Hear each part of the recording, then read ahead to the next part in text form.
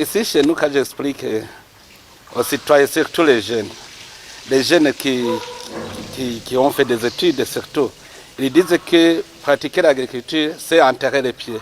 Donc il ne faut pas, quand vous avez étudié, il ne faut pas aller enterrer les pieds. Et on a étudié pour quitter les villages. Alors quand j'essaie encore une fois de convaincre, ils me disent, tout cela, c'est vrai ce que vous nous expliquez, mais ça demande du capital. J'ai vu comment vous avez commencé le centre Songhai. Alors, quel est le capital nécessaire pour démarrer? Par exemple, ici, on est à la ferme.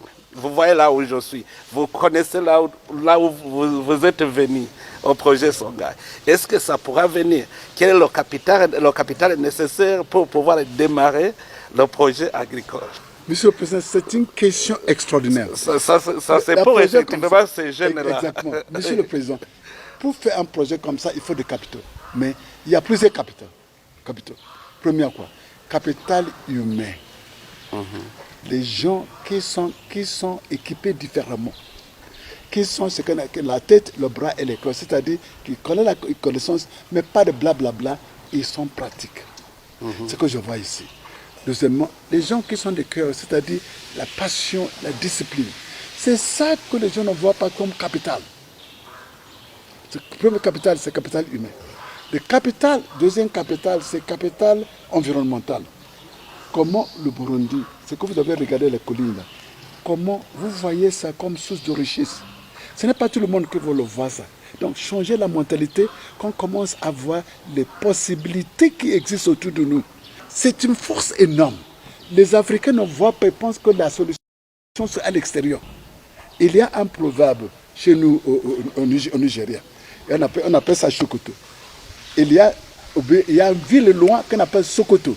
On a dit, c'est que dans ton Sokoto, tu vas aller chasser ça à Sokoto. Vous voyez, c'est vraiment extraordinaire. Nous avons la richesse autour de nous, mais nos yeux sont fermés. Il faut ouvrir, la formation ouvrir pour qu'on commence à voir les possibilités une part, et l'autre part pour développer les capacités de canaliser pour créer des biens et services. Monsieur le Président, la pauvreté n'est pas quand on n'a pas l'argent, les francs burundais dans nos poches, ou bien le dollar et l'euro.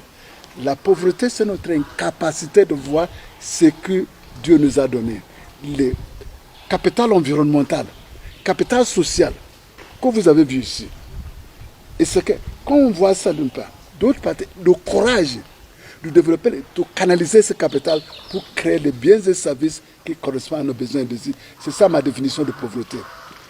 Nous sommes pauvres en Afrique parce qu'on n'a pas ces possibilités de voir. On n'a pas la capacité de canaliser ces forces que nous avons pour créer des biens et services. C'est une raison que nous sommes pauvres. Vous voyez. Pour nous maintenant, pour que ça marche, le capital environnemental c'est important, mais ce n'est pas le plus important. L'erreur aujourd'hui, s'il n'y a pas de 5 capitaux, capital humain, capital environnemental, capital social, capital technique, on met l'argent, c'est une catastrophe. C'est une catastrophe. À Songhai, on a commencé avec le plus important capital, ma tête, mon courage et tout ça. Avec un hectare, avec mon salaire de l'Université de Californie, que j'ai amené $50,000. J'ai commencé avec $10,000.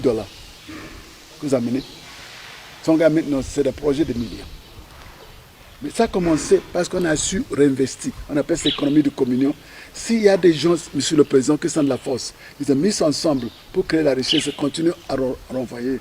Et c'est exactement ce qu'on a fait aujourd'hui. Économie de communion, vous et toi, nous avons une force, on produit de la richesse, on le réinvestit ça pour faire des boules de neige. C'est ça aujourd'hui. Donc pour répondre à votre question, pour commencer, on a besoin de quoi? Pour commencer, on a besoin de la tête, la détermination. On a besoin de courage.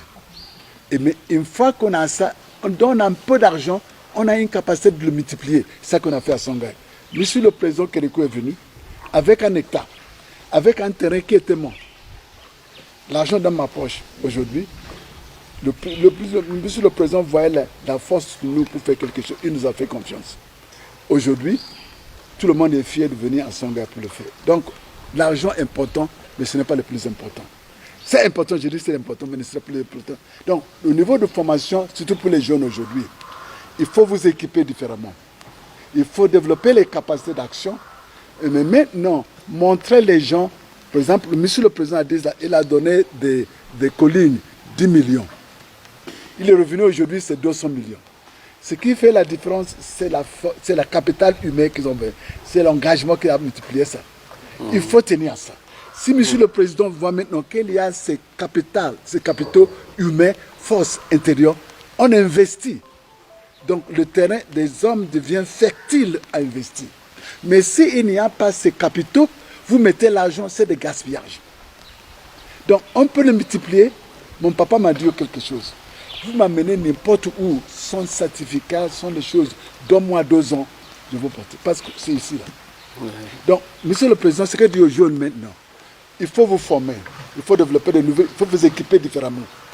Il y a de l'argent. Même 10 000, même ceux là-bas, pour les gens, pour les gens qui savent chercher, les jeunes, écoutez-moi, pour les jeunes qui savent chercher, qui ont du courage, ils vont trouver la clé dans leurs mains et la porte devant eux. Ils vont trouver la clé dans leurs mains et la porte devant eux. Mais si ne savez pas cette force, de courage, de force, on vous donne des milliards, ça va partir. Ça va partir. C'est simple. Donc oui, on a besoin de l'argent. Mais il faut qu'il y ait des sous-basements de courage, les capacités humaines, la force, quoi.